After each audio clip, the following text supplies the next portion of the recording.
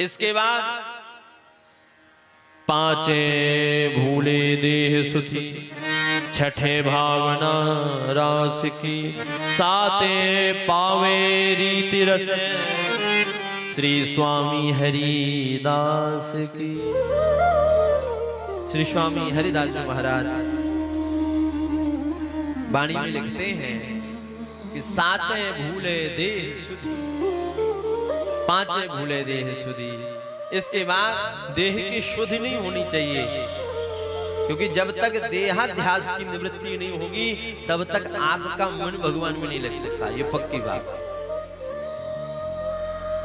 अगर हमारा मन शरीर में लगा हुआ है तो ये पक्की बात है भगवान में लग गई। तो पहले आप सर्वप्रथम शरीर के मैं शरीर हूं इस भावना को हटा दो, उसी का नाम वैराग्य है।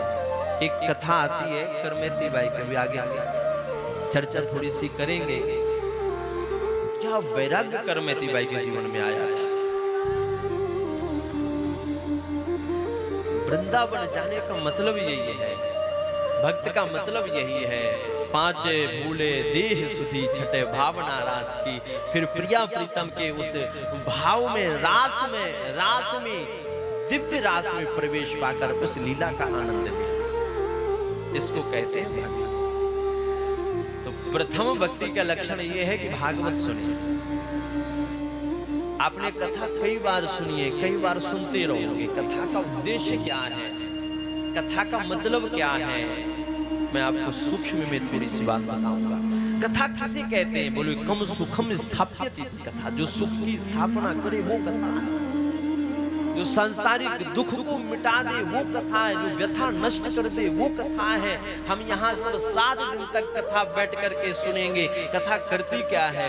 बोले हमारी आध्यात्मिक ऊर्जा को प्रशस्त कर देती है, स्पिरिचुअल एम्पावरमेंट बढ़ाती है, आध्यात्मिक ऊर्जा कथा बढ़ाती है। कथा का मूल उद्देश्य यही है, आपके निज स्वरूप का जो बोध करवाई वो कथा है। भागवत क्या है? बोले भक्ति, ज्ञान, वैराग्य, त्याग, तीनों की जो अद्भुत जिसमें तीनों की अद्भुत पराकाष्ठा का वर्णन किया गया वो भागवत है, जिसमें भक्ति भी है, ज्ञान भी है, वैराग्य भी है, त्याग। वैराग्य त्याग दोनों अलग अलग होते हैं। वैराग्य शरीर से है, त्याग आत्मा से। जीवन में ध्यान रखना, वैराग्य और त्याग दोनों में अंतर है। वैराग्य शरीर का होता है, त्याग आत्मा का होता है। भागवत में सर्वप्रथम जो वंदना की गई भगवान कृष्ण की गई है। सबसे प्रथम परिचय जो दिया गया भगवान कृष्ण का दिया गया है। ध्यान देकर के सुनिए। सर्वप्रथम परिचय भगवान कृष्ण का है। भगवान कैसे हैं? तो सच्चिदानंद रूपाय विश्वोत्पत्त्यादि हेतवे तापत्रे विनाशाय श्री कृष्णाय वयं नमः। भगवान कैसे हैं? बोले भगवान सत्य हैं, चिद हैं और आनंद हैं।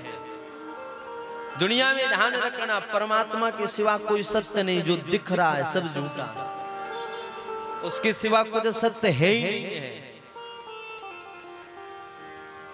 सर्वे मिथ्या विसंसना, सब मिथ्या है, सब झूठा है, कोई संशय नहीं है इसमें।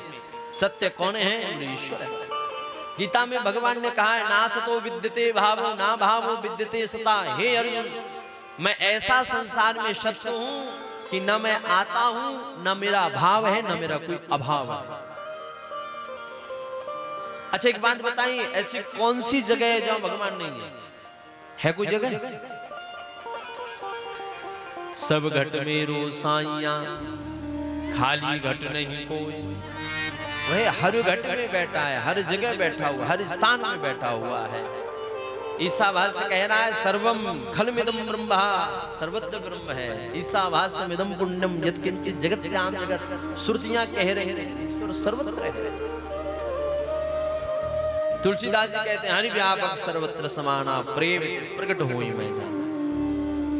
प्रकट कैसे होगा?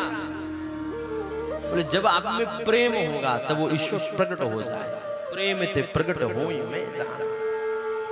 बिना प्रेम के ईश्वर मिल नहीं सकता है। तो भगवान सत्य हैं, चिद हैं और आनंद के स्वरूप हैं। भगवान आनंद, देखो आनंद दो प्रकार का है, ध्यान देकर के सुनना। एक है स्वयं सिद्ध आनंद और एक है साधन जन्य आनंद। एक बोले स्वयं से मिलने वाला आनंद और एक बोले साधनों से मिलने वाला आनंद। स्वयं से मिलने वाला आनंद जो होता है वो व्यक्ति का परमानेंट आनंद होता है, हमेशा हृदय में विराजमान रहने वाला आनंद होता है। साधनों से मिलने वाला आनंद, आपके घर में गाड़ी ना हो, गाड़ी अचानक आ गई तो वो जब तक ही सुख देगी जब तक वो गाड़ी आपके घर में है, आग लग जाए, एक्सीडेंट हो जाए तो बाद में दुख देकर के चली जाएगी।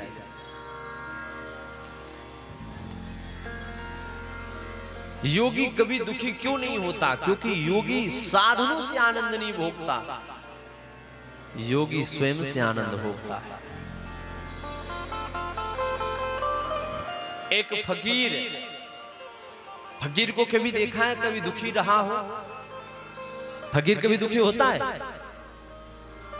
योगी कभी दुखी होता है? कभी दुखी नहीं होता। क्योंकि अगर आप दुनिया से आशा करोगे, साधनों से सुख की कामना करोगे तो जीवन में ध्यान रखना दुख के अलावा आपके जीवन में कुछ प्राप्त हो ही नहीं सकता है। अगर चाहते हो कि जीवन में हम सुखी रहें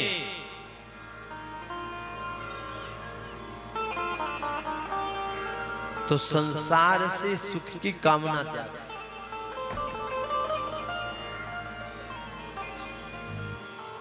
स्वयं सिद्ध आनंद, भगवान राम को वनवास हुआ तो भी प्रसन्न है और भगवान राम को राज्य तिलक हुआ तो भी प्रसन्न है। क्या कहीं वर्णन है कि भगवान राम रोए हैं? भक्ति प्रेम के कारण भगवान रो सकते हैं, लेकिन भगवान इस दुख से कहीं पीड़ित होकर के नहीं रोए कि मुझे बन जाना पड़ रहा। आनंद वही है। तो भगवान ऐसे आनंदित हैं, सत्य हैं, चिद हैं, आनंद हैं। ये भगवान का स्वरूप है। अच्छा, भगवान का कार्य क्या है? ध्यान देकर के सुनना। विश्वोत्पत्त्यादि हेतवे, पहला भगवान का स्वरूप, दूसरा भगवान का कार्य। चार चीजों का इस श्लोक में वर्णन है, ध्यान रखना। भगवान के स्वरूप का वर्णन है, भगवान के कार्य का वर्णन है, भगवान के स्वभाव का वर्णन है और भगवान के नाम का वर्णन। एक श्लोक चार चार चीजों का परिचय करवाता है, भगवान से चार चीजों का परिचय करवाता है।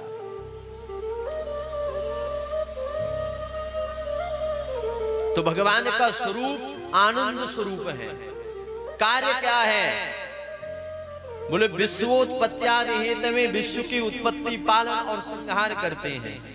तीनों का जो निमित्त है, तीनों का जो आधारभूत है, ये भगवान का कार्य है। स्वभाव कैसा है? बोले तापत्रय विनाशाय, ये भगवान का स्वभाव है।